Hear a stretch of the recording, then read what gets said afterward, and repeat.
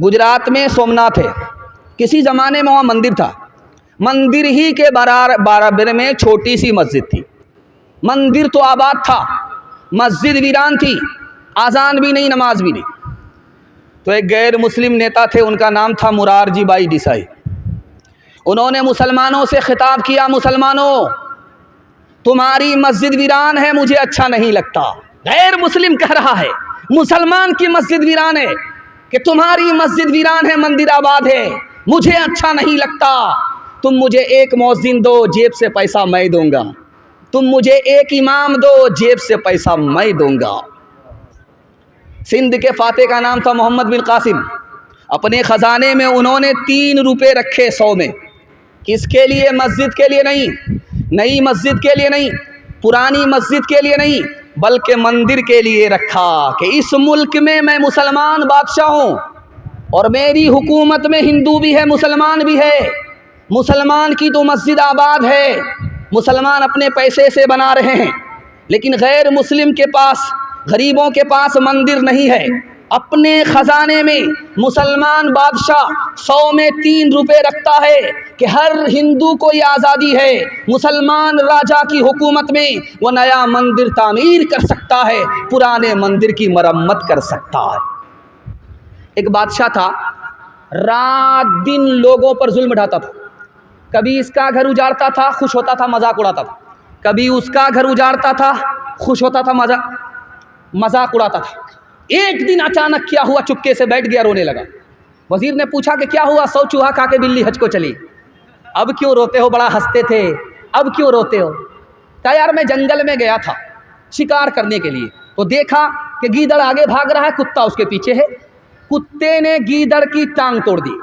अभी थोड़ी ही देर हुई थी, एक बच्चा पत्थर घुमा रहा था, वो पत्थर मंजनीक से छूट करके उस कुत्ते के सर पर लगा। अभी थोड़ी ही देर हुई थी, जिस कुत्ते को बच्चे ने पत्थर मारा, उस बच्चे की टांग घोड़े ने लात मार करके तोड़ दी। अभी थोड़ी ही देर हुई थी, जिस घोड़े ने बच्ची के टांग तोड़ी, वो खुद रस्सी से उलझ गया, खुद उसकी टांग टूट गई। मुझे समझ में हो आ गया, हर बुरे का नतीजा इस दुनिया में जल्दी ही मिल जाता है। हाथ उठा करके वादा कीजिए, माफ़ करेंगे, बदला नहीं लेंगे। हाथ उठाइए इंशाअल्लाह। घर का झगड़ा अदालत में जाएगा, हाथ उठाइए इंशाअल्लाह। हाँ, यहाँ आकर के 2-4 फंसे। मैंने कहा है मूरत वाले, भोली भाली सूरत वाले, राम और सीता 6 पैसे में, कृष्ण और राधा 6 पैसे में, लक्ष्मण सस्ता शिव जी सस्ता, रावण क्यों है इतना महंगा, बोला उसकी मांग बड़ी है, घर घर मूरत यही पड़ी है, सीताराम का गया जमाना, सच को दुनिया ने ना माना, सच को दुनिया ने ना माना, रावण का है राज जगत में, हर कोई है मोहताज जगत में, पाप की नैया तैर रही है, साच की कश्ती डूब रही है, पाप की नैया तैर रही है, साच की कश्ती डूब रही है, इंसानों के इंसान दुश्मन, राम गए और रह गए रावण। हमारे यहाँ का हाल देखिए क्या है, दिखाने के लिए जा रहा हूँ, आईना दिखा रहा हूँ। उल्लू अगर बोले किसी के मकान पर तो क्या कहते हैं? ये घर उजड़ जाता है। किसी के घर में मकड़ी का जाला है तो क्या कहते हैं? कि इस घर में कर्ज होगा। मुर्गा अगर शाम के वक्त में बांग दे तो कहते हैं कि इसको जल्दी से हलाल करो, ये बहुत बड़ी मुसीबत है। बिल्ली ने अगर रास्ता काट दिया तो डिस्क ब्रेक मार करके 20 बार इधर थूक रहा, 20 बार उधर थूक रहा। अब नानी मर रही है, नबस थार, आगे खतरा होगा। कसूर अपना है, इल्ज़ाम दूसरे के ऊपर दे रहा है। खतरा होगा तो अपने गुनाह की वजह से, खतरा टलेगा तो नेकी और सदके की वजह से। कसूर अपना है, इल्ज़ाम दूसरे के साथ डालना। और जानते इससे बड़ी हैरत की बात, कोई औरत अगर बच्चा की पैदाइश के वक्त में मर जाए तो क्या कहा जाता, वो औरत डाइन हो जाती है, जिसको चाहती उसको खा लेती। हदीस में है कि वो औरत शहीद हो गई, गर्दन कटाने वाले के बराबर उसको सवाब मिलता। और एक बात आपको सुनाने के लिए जा रहा हूँ, आपको बड़ी हैरत होगी। औरत को देखेंगे आप, मुसल्ला जिस पर नमाज पढ़ती है, नमाज के बाद उसको लपेट देती है। और जानते हैं क्यों लपेटती है? लपेटने का ये मकसद नहीं है कि गंदा हो जाएगा, लपेटने का मकसद ये है कि अगर लपेटेंगे नहीं तो उस पर शैतान नमाज पढ़ेगा। हाथ में झाड़ू है, किसी के बदन से लग गया तो जानते हैं क्या कहा जाता है, ये सूख जाएगा। अगर ऐसा होता तो मोटे का तो मसला ही हल हो जाता, 2-4 झाड़ू सुबह, 2-4 झाड़ू शाम। गलत है। और जब आदमी सुबह सवेरे दुकान खोलता है और कोई ग्राहक नहीं पहुंचता तो क्या कहता, किसी मनहूस की शक्ल मैंने देख लिया, इसलिए आज कोई ग्राहक आ नहीं रहा है। खुद सबसे बड़ा मनहूस है, अल्लाह के जिक्र को, मस्जिद को छोड़ करके सीधे दुकान पर आया है। अपनी तरफ ध्यान नहीं जाता, दूसरे की तरफ उंगली उठ जाती।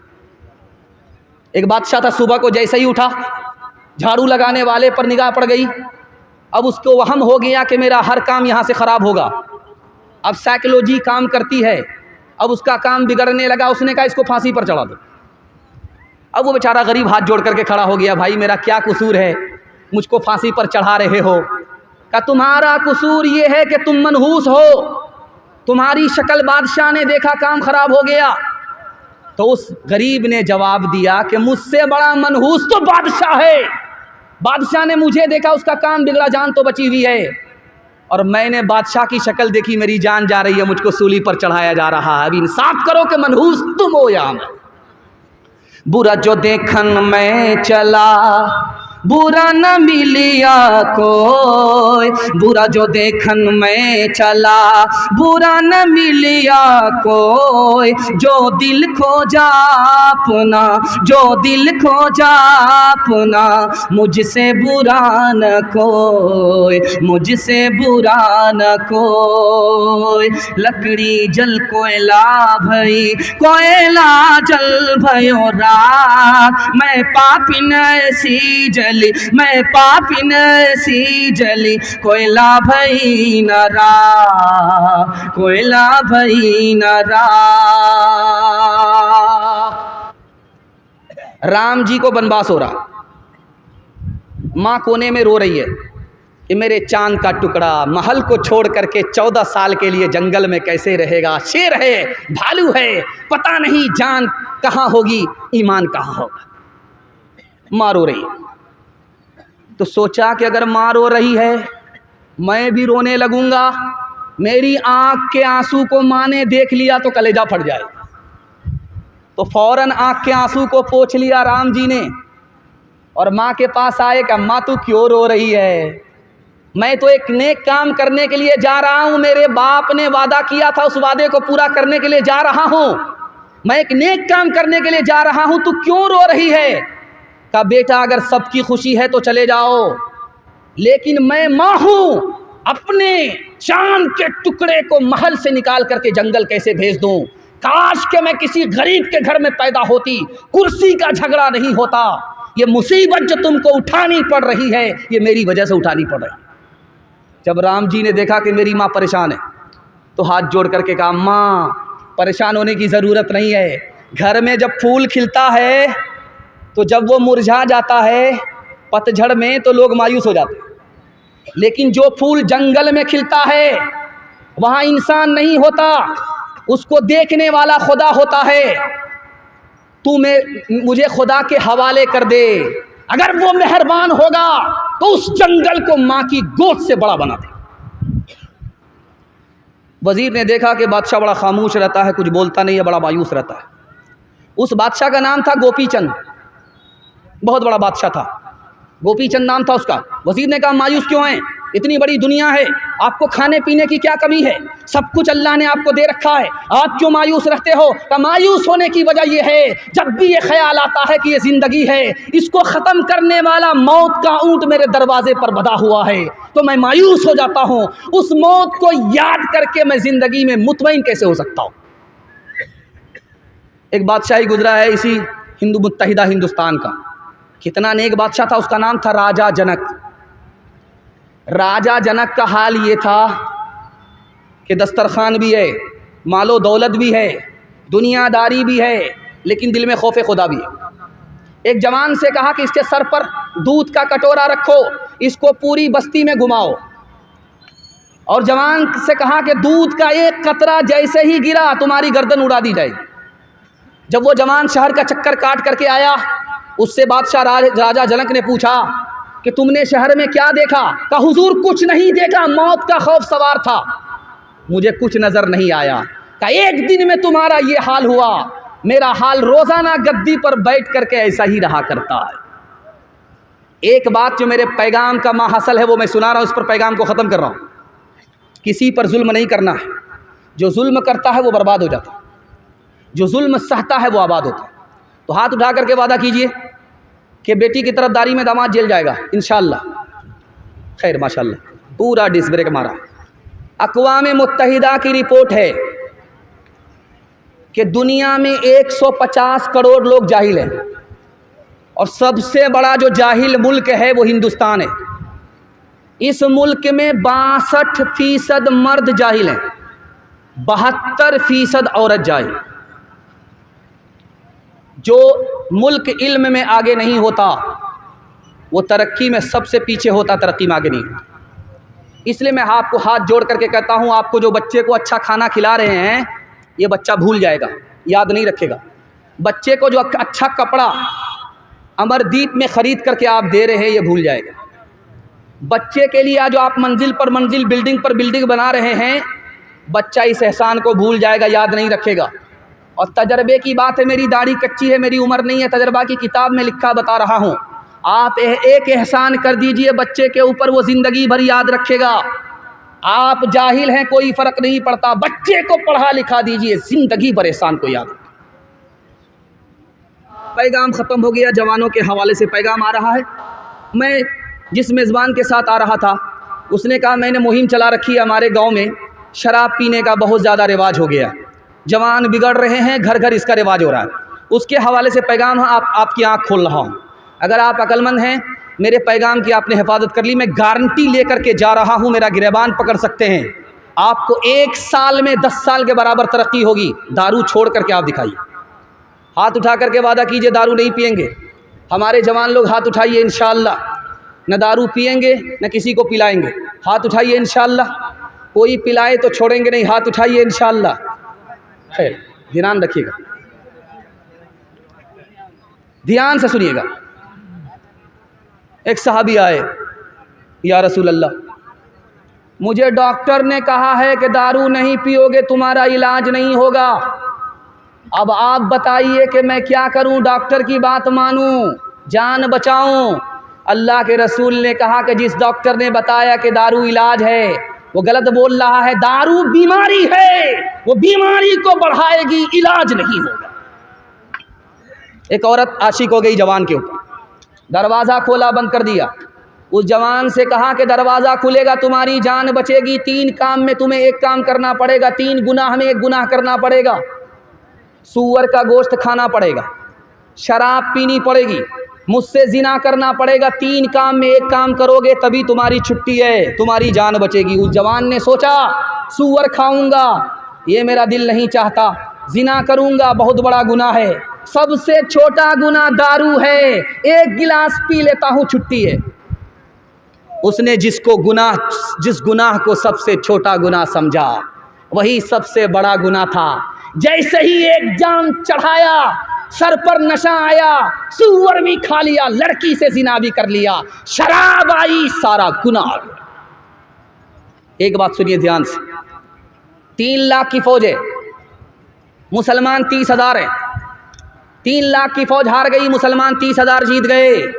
सिपह सालार ने अपने लोगों से कहा कि बात क्या है?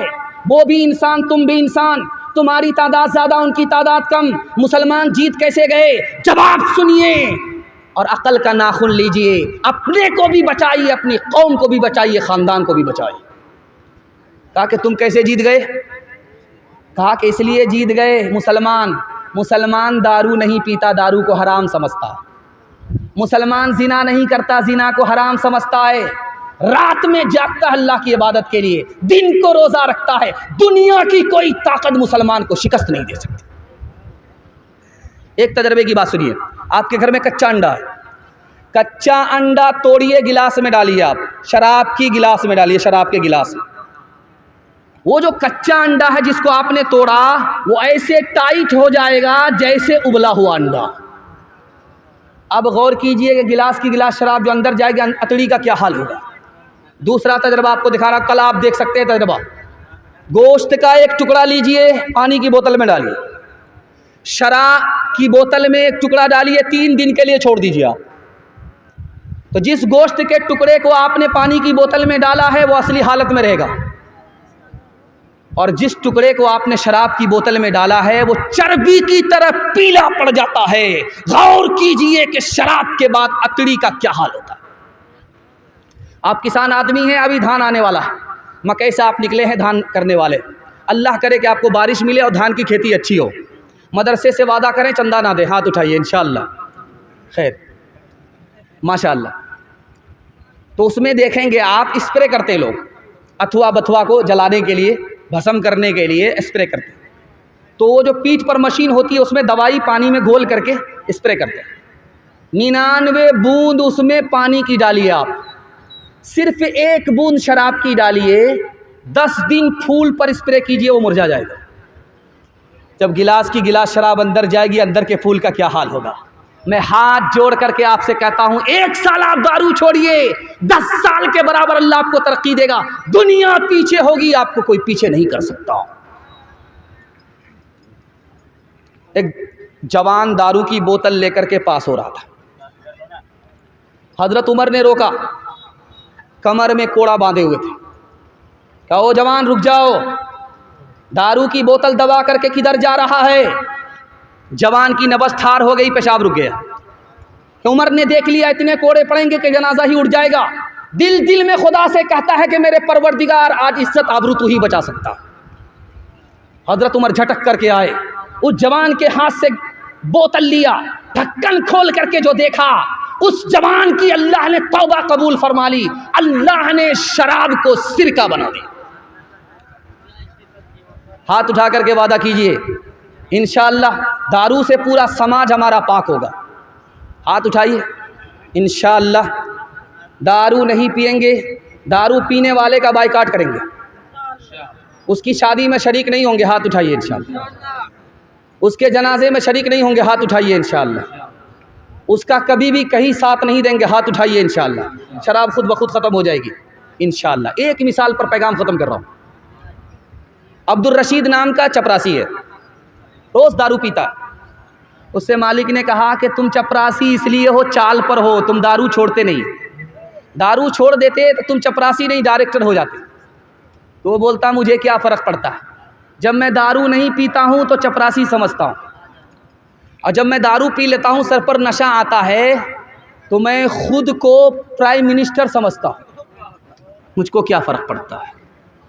कभी है नौजवान मुस्लिम तदब्बुर भी किया तूने, वो क्या गर्दों था जिसका तो एक टूटा हुआ तारा। तुम्हें उस काम ने पाला है आगोशे मोहब्बत में, कुचल डाला था जिसने पाँव में ताजे सरेदारा। गवा दी हमने जो असलाफ से मीरास पाई थी, सोरैया से ज़मीं पे आसमां ने हमको दे मारा। सबक पढ़ फिर सदाकत का, अदालत का, शुजाअत का, लिया जाएगा तुझसे काम दुनिया की इमामत का। गिलासों में जो डूबे फिर न उभरे जिंदगानी में, हजारों बह गए इन बोतलों के बंद पानी में। न कर बर्बाद अपनी जिंदगी बोतल के दीवाने, वो काटेगा बुढ़ापे में जो बोता है जवानी में। ये दारू का पियाला मौत का कड़वा पियाला है। मिला है जहर शरबत में, मिला है जहर शरबत में, छुपी है आग पानी में। मिला है जहर शरबत में, छुपी है आग पानी में। पैगाम खत्म हो गया। सिर्फ औरतों के हवाले से एक पैगाम सुनने के लिए तैयार है? दोनों हाथ उठाइए इंशाअल्लाह। औरत को सर पर बिठाएंगे, हाथ उठाइए इंशाअल्लाह। हुकूमत चली जाएगी, सर पर मत बिठाइएगा। 1987 में टाइम्स ऑफ इंडिया ने लिखा कि मुल्क में सदर औरत को होना चाहिए या मर्द को होना चाहिए। तो 8% लोगों ने वोट दिया कि औरत को मुल्क का सदर होना चाहिए, मर्द को नहीं होना चाहिए।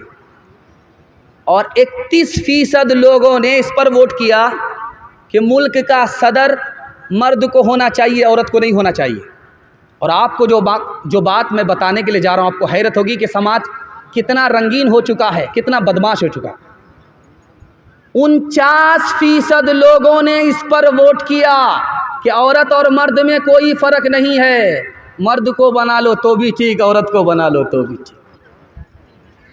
1996 में बेंगलोर कारपोरेशन का इलेक्शन हुआ, उसमें मुमताज़ बेगम हार गई।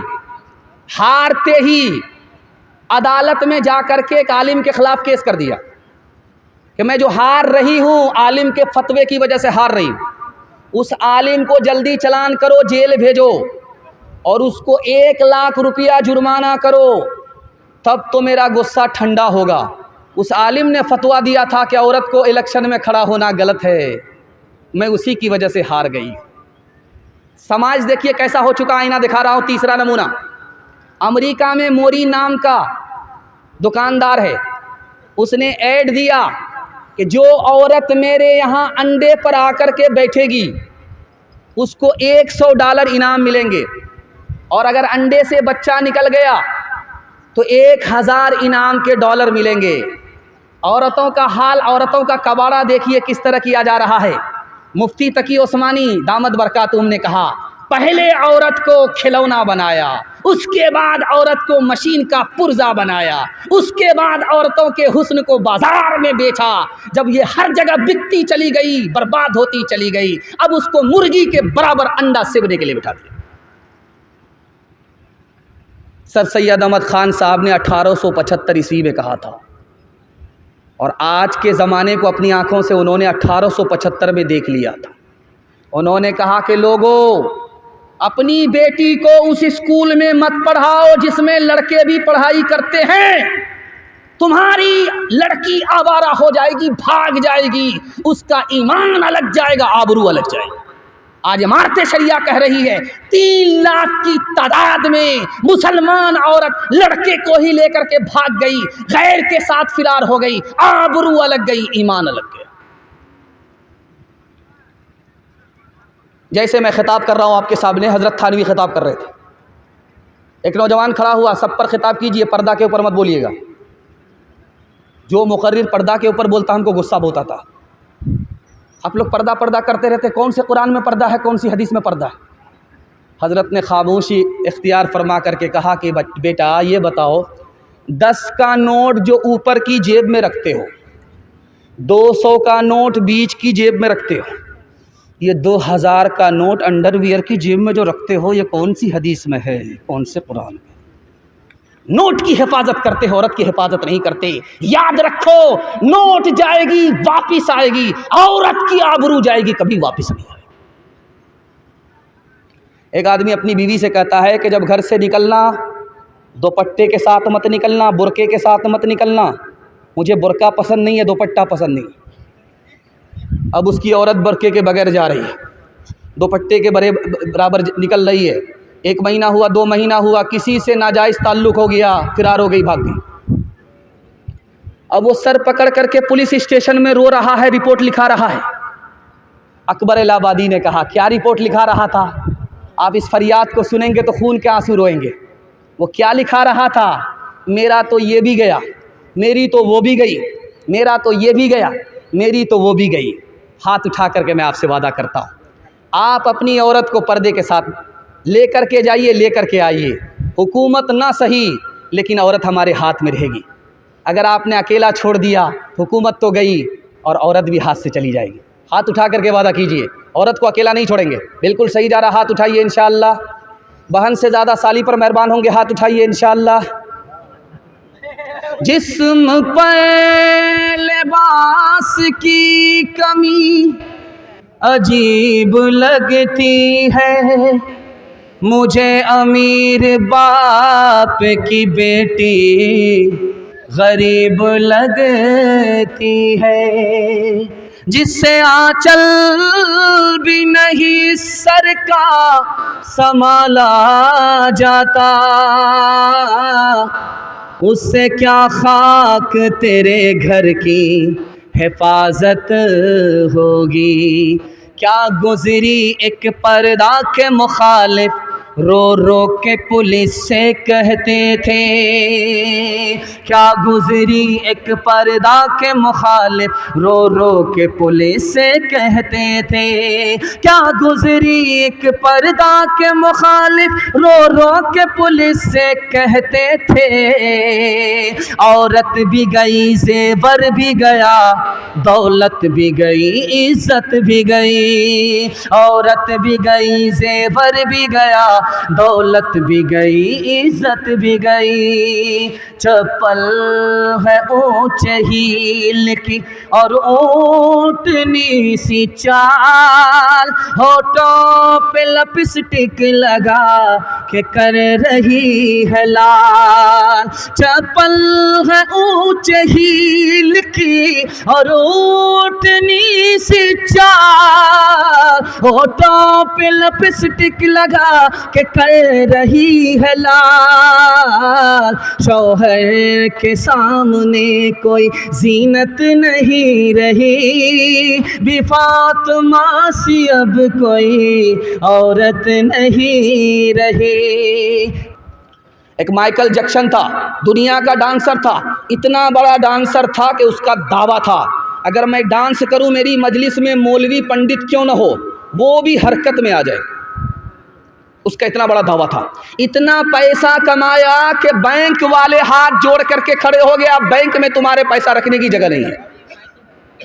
इतना पैसा कमाया। उसके बाद वो बोला, मैं दुनिया में मशहूर हो गया, मुझसे बड़ा हीरो कोई नहीं, मुझसे बड़ा डांसर हॉलीवुड में कोई नहीं, लेकिन मुझे पैसे से सुकून नहीं मिला, मुझे शोहरत से सुकून नहीं मिला। सुकून उस वक्त मिला जब मैं मुसलमान हुआ, मस्जिद आया, नमाज पढ़ी। जो सुकून मुझे इसमें मिला, दुनिया की किसी दौलत में नहीं मिला। आप एक तजर्बे की बात है, ये देख रहे हैं एक एक लाइन से मोबाइल लगा हुआ है। आपको सुकून कहाँ मिलेगा, आपका सुकून कहाँ जाएगा, ये राज आपको एक लाइन में बताने के लिए जा रहा हूँ। ये मोबाइल आप देख रहे हैं, सिर्फ 5 मिनट के लिए आप मोबाइल खोलिए, उसको सिर्फ 5 मिनट देखिए, घड़ी देख करके आपके 1 घंटे की नींद हराम हो जाएगी। आपको नींद नहीं आएगी, कल से तजर्बा करके देख लीजिए आप। सिर्फ 5 मिनट के लिए आपने मोबाइल देखा, आँख से नींद उड़ गई और आपको 1 घंटे तक नींद नहीं आई। और जुमा का दिन था, आपने गुस्ल किया, चप्पल उतार करके आपने मस्जिद के अंदर दाखिल की इमाम साहब मिंबर पर खड़े होकर के खुतबा दे रहे थे, आपको झटके पर झटका आ रहा था। क्यों आ रहा था? कभी आपको दोपहर में नींद नहीं आई और खुतबे के वक्त में नींद आई। राज क्या है? जब आदमी मोबाइल देखता है उसका दिल परेशान होता है, जब दिल परेशान होता तो नींद नहीं आती। जब अल्लाह के घर में अल्लाह का बंदा आता है तो अल्लाह की रहमत उसको घेर लेती है, सुकून उसको मिलता है, इसलिए नींद आती है। नींद फूल पर आती है, कांटे पर नहीं आती। हाथ उठा करके वादा कीजिए, रोज़ बाज़ार जाएंगे और मस्जिद में जुमा को आएंगे। हाथ उठाइए इंशाअल्लाह। ये देखिए, जाग ऐ उम्मती शाह दुनिया बोदी, जाग ऐ उम्मती शाह दुनिया बोदी, तेरे सोने का वक्त बाकी नहीं। जाग ऐ उम्मती शाह दुनिया बोदी, तेरे सोने का वक्त बाकी नहीं। होश कर खोल आंखें कहाँ सो गया, देख दुश्मन ज़माना तेरा हो गया। बुलबुलें कह रही है ये क्या हो गया, बुलबुलें कह रही है ये क्या हो गया।